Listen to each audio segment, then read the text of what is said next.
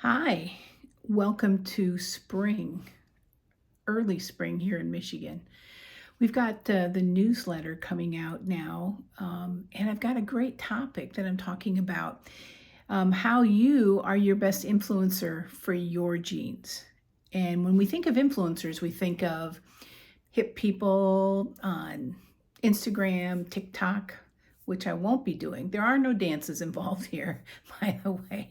There are no, maybe there will be, I don't know, but I don't think so. Anyway, so an influencer is a person that gets others to join in, gets others to do things, right? Well, your genes respond to you being the best influencer on them. And that could be in the way of your environment, if you're exposed to toxins, plastics, heavy metals, medications that stay in your system a long time, foods that have a lot of fillers or are ultra processed. So all that creates a milieu, we call it in medicine, or an environment.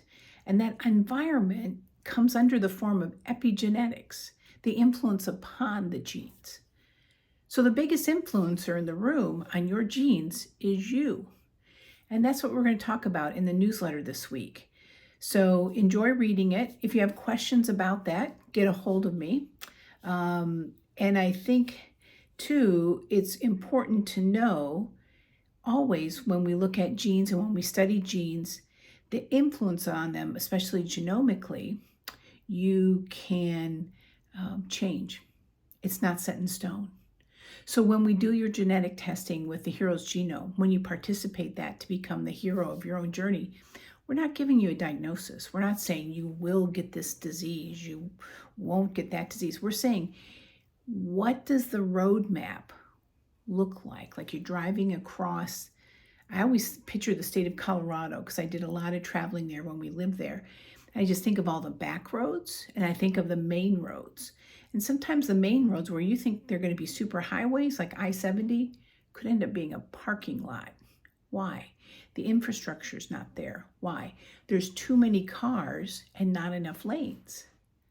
So is the structure inherent to fast travel? Yes.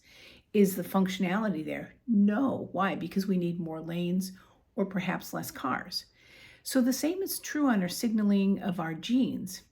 And I was talking to a gentleman the other day, and he said, well, it's kind of like there's a fire down the conveyor system, and there's a couple ways we can put out the fire.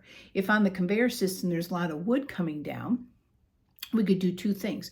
We could try and put the fire out while the wood keeps coming, or we could stop the wood coming down the conveyor to the fire. And I thought that was an excellent analogy. So when we look at your genes, I understand the pathways. I understand the ways that the biochemistry works, and I understand the way that nutrition, dietary, exercise, stress management, your spiritual practices, and nutrition with respect to supplements influences your genes.